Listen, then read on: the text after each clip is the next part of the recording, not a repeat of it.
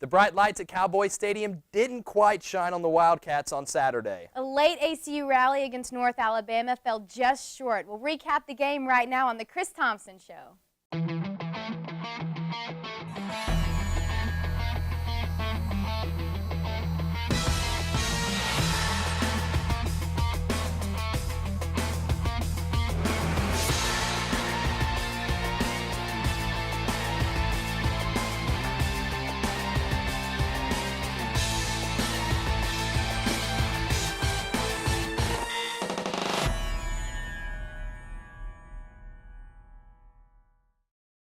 Welcome to the Chris Thompson Show. I'm Austin Gwynn along with ACU junior Taylor Langston, Wildcat head football coach Chris Thompson.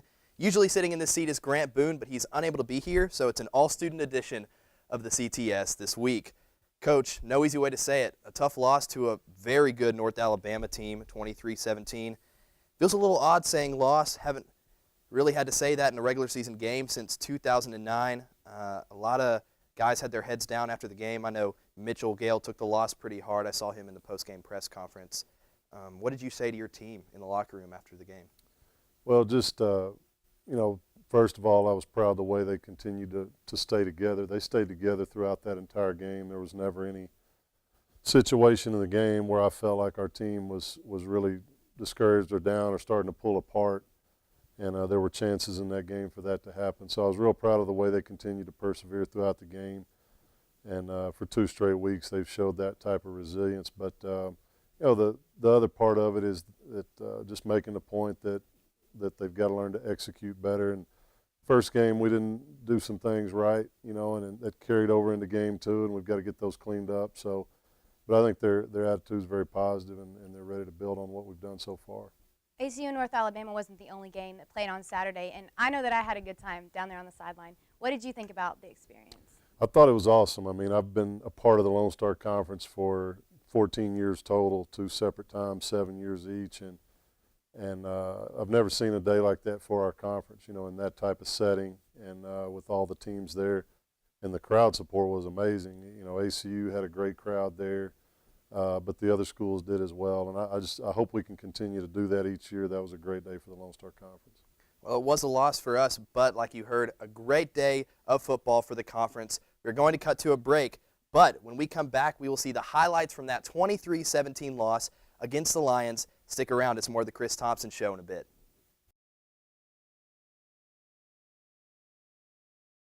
Welcome back to the Chris Thompson Show with more highlights from the game at Cowboy Stadium. Here's Austin.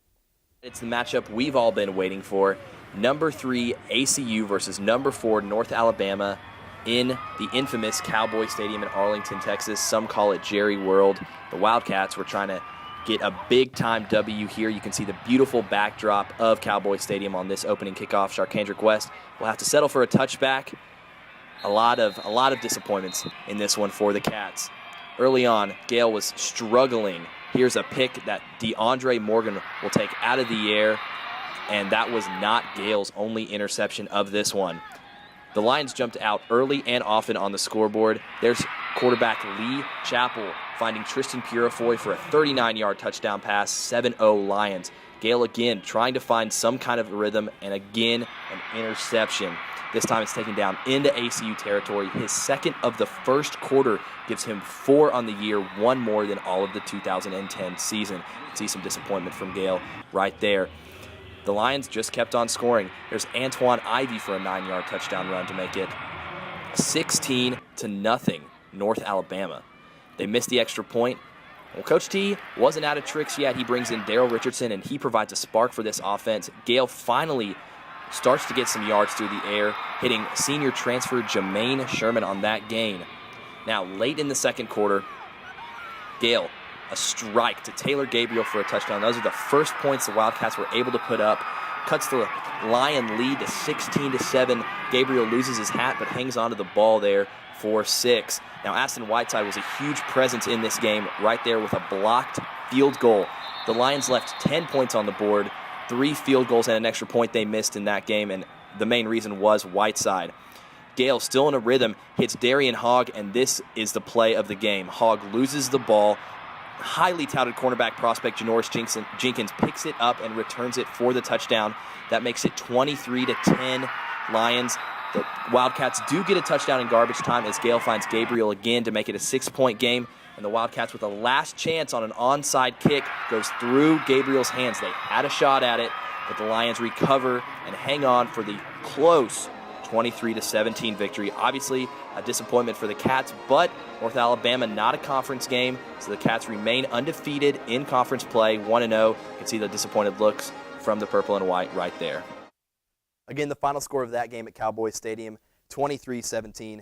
Coach, you won a lot of the stats, actually. You outgained them by almost 150 yards of offense, but the only stat that matters is the score, which you guys didn't win. How tough was it to not be able to put the best product out on the field on such a huge stage in front of a lot of ACU fans? Well, that was hard. I mean, whether we were in Cowboy Stadium or in Shotwell or whatever, to turn the ball over 4 times was very disappointing and very uncharacteristic of our team. And that was the biggest disappointment, just seeing the turnovers and again, 14 penalties, you know. So it's disappointing in front of a great ACU crowd there to do that. But, you know, bottom line, we got to clean it up wherever we're playing. Right, 28 penalties in 2 games, 14 at North Alabama, like you just said, and 14 at Tarleton. That's a lot of penalties. What do you have to do to clean up? Well, we've you know, a lot of penalties are caused when you're not in the right body position, you're not using correct technique, and you get off balance a little bit. You reach out and hold a guy, and a lot of that too has to do with the type of team you're playing. They also had 14 penalties, North Alabama, and so when 2 teams that are very athletic get together, sometimes those type of things happen. We've just got to continue to you know, in practice, clean up our assignment, knowing what to do, and then the technique part, knowing how to do it. And then those things will start to get a little bit better. And in that game, Mitchell took some big league shots. I know he came up gimpy after a few plays, had a bloody lip after the game. Where do you guys stand on the injury front after the game? Well, everybody's healthy from that game except for Cy Wilson, redshirt freshman linebacker from Aledo. He won't play this week. We're still awaiting the results of an MRI on his knee, and hopefully he'll be able to bounce back and get ready for the next week, but he's the only one that's for sure out. Jermaine Sherman, a transfer receiver, he came in, had 2 catches, did great. You're expecting for him to be a deep threat this season. So how important was it for him to see the field last week? It was real important. You know, he's struggled with a turf toe injury a little bit and missed the first game, and then got some practice time last week and was able to come in and be somewhat productive. And each week I think he's feeling better and better, and hopefully this week against Angelo State he'll be able to play more reps because he's a guy that can impact the game. Yeah, we saw some of those flashes of his talent against North Alabama. Let's go to the other side of the ball, and you can't say enough about how well the defense played. Take away the first 10 minutes of the game, and they didn't allow a point, blocked a field goal, influenced a couple of other missed field goals. The only touchdown that was scored by North Alabama was on the fumble return for the touchdown. Aston, a huge presence down low. You mentioned it after the game. How do you feel about the way your defense really stepped up after coming out of the gate looking a little shaky? Well, I thought they played well and played well against a really good offense. North Alabama has a senior quarterback who operates well and a big offensive line, a bunch of strong guys, and then their skill guys, their running backs. I mean, we've seen Keithon Fleming from West Texas in the past. We've had Bernard Scott here. That guy's in that same category, in my opinion. Number 4, I thought he did a great job Saturday. And so I was real proud of our defense, the way they hung in there against a great offense, you know, and gave us a chance to win the game continually. So, you know, if we can continue to get that kind of play from our D and our offense can start to come along, we got a chance to be a really good team. Obviously, it's hard to lose any game, especially on a national stage like at Cowboy Stadium. But let's put it into perspective. North Alabama's not in our conference. They're not even in our region at all. And so some people are making this a big deal, but you would say differently? Well, any game's a big deal, whether it's conference or region or whatever, because football you only get 10, 11 shots, so all the games are a big deal. But I think from the perspective of this game, we got to play a great team, a great opponent that anytime you play somebody good, they'll expose your weaknesses and you'll see some of your strengths come out. So I think our team can gain a lot from this game, and I think it'll make us a much better team moving forward than if we would have played someone who's not quite as competitive. And they're maybe the best in the business.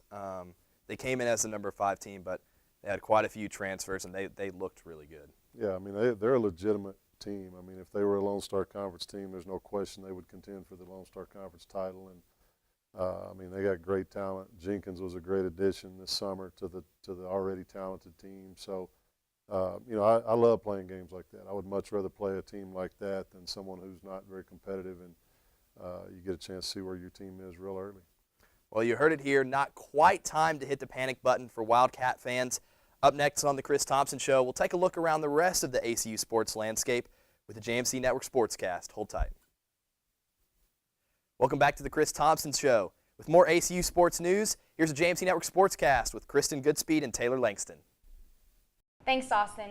ACU tennis once again found victory in a Division I tournament as sophomore Micah Hermsdorf claimed the title at the Sooners Open last weekend.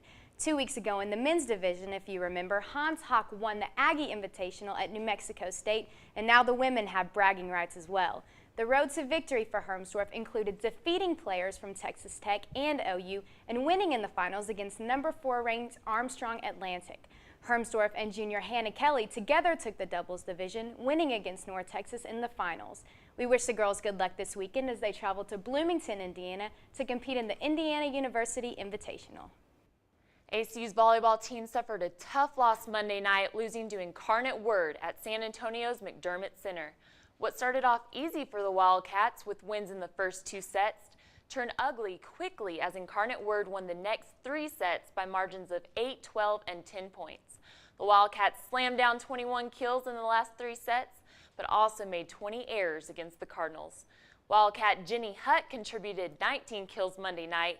ACU's record now stands at 7-6 and 3-2 in the Lone Star Conference.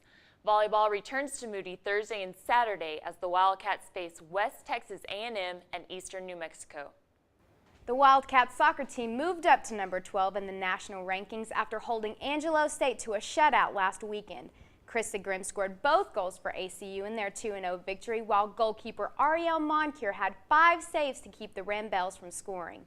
Also contributing to the win were sophomore middle fielders Madison Brown and Ashley Craig, who assisted Grimm in both scores.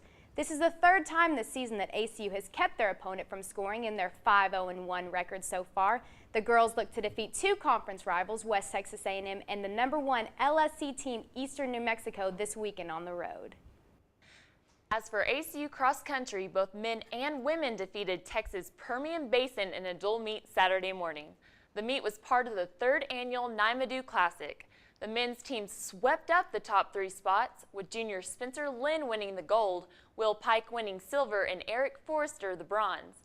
Coach Chris Woods earned his first win Saturday as the women's head coach. The women won 21-34, also taking the gold, silver, and bronze medals. Junior Elise Goldsmith placed first, followed by Chloe Sissette and Aisha Rumble.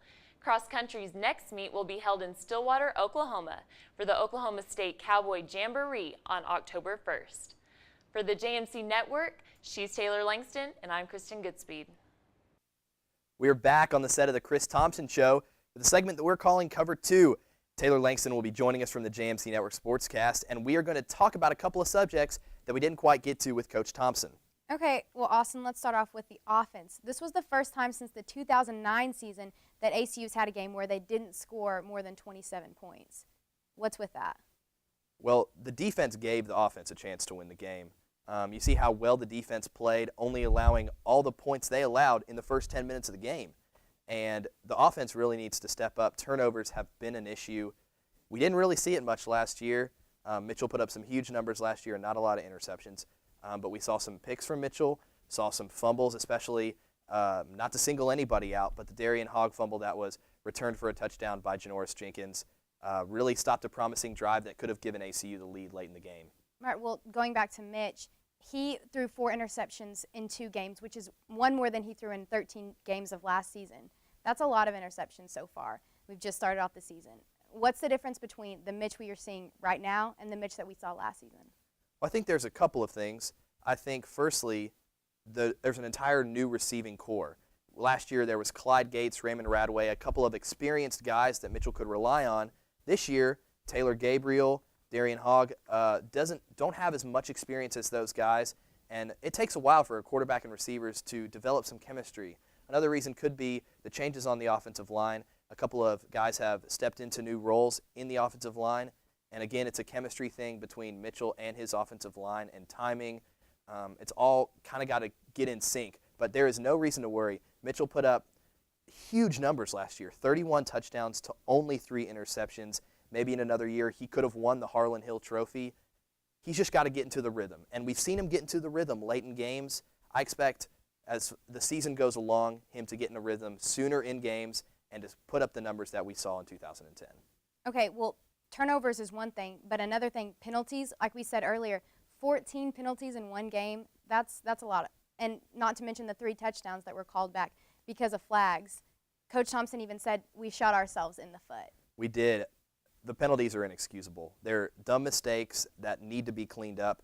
And I'm sure that Coach Thompson and the rest of his guys are looking at tape and looking on ways, finding ways to make things run smoother. They've got to run smoother. There's very good teams in this Lone Star Conference. West Texas is very good. Midwestern is very good.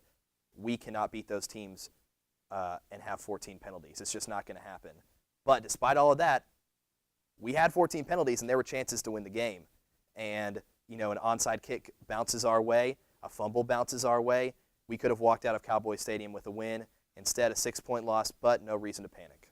Well, and I have complete faith that we're going to bounce back from this. I talked to Raymond Radaway at halftime on the sideline, and something that he said was, you know, ACU was great 5 years ago. They're great today, and they're going to be great in the future. You know, it's all ACU football. It's still ACU football. So I know that they're going to come back from this. That's right. Let's talk about Daryl Richardson for a little bit. He came in second quarter, immediately just put up 10 points. Probably, in fact, could have gotten more. The offense just started going. Everybody started flowing. Momentum really started moving in our direction. What do you have to say about that? Richardson's a huge cog to this offense. We saw it last year, came up with big-time touchdowns late in games. This year he's been struggling with a little bit of a hamstring injury. So Reggie Brown has been playing more. He missed all of last year with a knee injury. I think it's going to take Reggie some games to get back into game mode, game speed. Richardson's there. He's the real deal. He's related to that family of Clyde Gates, Bernard Scott, Aston Whiteside. The family's talented, and he's shown that he can really step up when necessary. The defensive ends for both teams were awesome. Aston for ACU, North Alabama, 34 James Brooks. They both did incredible. And that's what leads to a low-scoring game like 23-17, which is what we saw on Saturday. When we come back on the Chris Thompson Show, we'll get Coach back up here and recap the other LSC action that happened last weekend, including the 2 other premier matchup that sandwiched ACU's game at Cowboy Stadium. We'll also take a look at who ACU will see later this afternoon, the Angelo State Rams. Stick with us.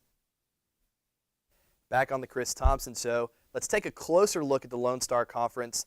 Like Taylor said, North Alabama was not an LSC team or even a South Central team, so the Cats still sit at 1-0 in the conference. A couple of other LSC teams that still haven't lost a conference game include West Texas, Midwestern, and Incarnate Word. They're all at 1-0. Midwestern, a team that's looked very good this season. Right before y'all's game at Cowboy Stadium, they played Commerce and absolutely bulldozed them 63-17. I think they had over 300 yards rushing. Even without quarterback Zach Eskridge, they're having a very good year, putting up a lot of points. Yeah, their run game is tough. Their offensive line's physical. They got about 3 running backs that look good, and their defense looked really good that day. So, you know, if you can run the ball and play defense, you got a chance to win every game. Well, another conference game that took place right after ACU was finishing up was between West Texas A&M and A&M Kingsville, which WT won 42-21. That's a pretty big win. They seem like they're a really great team this year. So you think that they're going to be a threat to the conference title? I do. You know, we were coming off the field as they were taking the field for pregame, and they got an impressive-looking team physically. And we watched the first half of that game, and they looked really good. You know, their quarterback, I thought, did a great job, and good active defense over there. So they'll definitely be a force to be reckoned with. Look forward to renewing our rivalry with them later on in the year. But you guys play Angelo State this evening. They're the only team that hasn't played a Lone Star Conference game yet. They do have 3 convincing wins under their belt so far this year. You've only lost to them once since becoming the head coach back in your first year in 2005. What do you expect to see from them this time around? Well, just watching them on tape, I mean, they look, you know, last year they had a really good active defense, and I think they have that same type of defensive group this year. And, you know, the Shadron game, we watched that. That was very impressive in the comeback there. You know, the quarterback They got down, I think they were down 21 in the fourth quarter and scored 28 points, and the quarterback did a great job throwing the ball in that game. So they've got a strong run game and a good pass game to complement that. I think they're a very well-rounded team. Well, they've got a new quarterback in Blake Hamblin, and they also have a new head coach, Will Wagner, who used to be one of the assistant coaches at Northwest Missouri that you have a lot of experience playing them in the past. What are you expecting to see chemistry-wise, having just filled these two positions? Well, that's what impressed me in the Shadron game is they fell behind bad in the fourth quarter, and it looked like that game was over. And they really, chemistry-wise, stayed together, and that's a credit to their staff for keeping them together and keeping them positive in their senior leadership. And so they're a team that you realize even if you are fortunate enough to get up on them, they're going to have the ability to come back. And chemistry-wise and leadership-wise, they look good. And, Coach, I know you must be excited about this. Finally back in the friendly confines of Shotwell Stadium. Even though the season started 3 weeks ago, still haven't taken the field at Shotwell yet, but you'll get to against Angelo. How important is it for you to be in front of all the purple and white fans? Well, I think it's important. Last week was such a great turnout of ACU fans, and it really inspired our guys. And I think this week we'll get the same thing. I think we'll have a good turnout, be a good weather for the game. And Angelo State should bring a pretty good crowd too. That's always been a good rivalry with the ACU and Angelo State. So looking forward to opening up at home against a great team. Well, Coach, how difficult is it going to be to prepare for this game against Angelo when, they just got a new coach, they just got in a new quarterback? What do you think? Well, it's kind of our first couple of games have kind of been like that. Tarleton with a new offensive coordinator, never having really seen what they do, and then North Alabama is a team we've never played. And Angelo State, the good thing now is we've got 3 game films on them. We don't have any past history, but we do have 3 game films where we can study the schemes from all 3 phases: special teams, offense, defense, and see what they're doing and kind of get a feel for the quarterback. They'll continue to do mostly the same things that they've done. They'll probably throw a few new wrinkles in, but those are just things you have to adjust to during the game. But once we get going, it's just a matter of adjusting to anything new that we haven't seen on film. And remember, Coach T hasn't lost to the Angelo State Rams since '05, so looking to keep that streak alive. And finally, the Wildcats will get a chance to play a team that isn't wearing the same jersey colors of purple and white. So fans, feel free to wear all the purple and white you want. ACU and Angelo tonight at 6 o'clock. Should be a good one. For Taylor Langston, Coach Chris Thompson, I'm Austin Gwynn. Thanks for watching.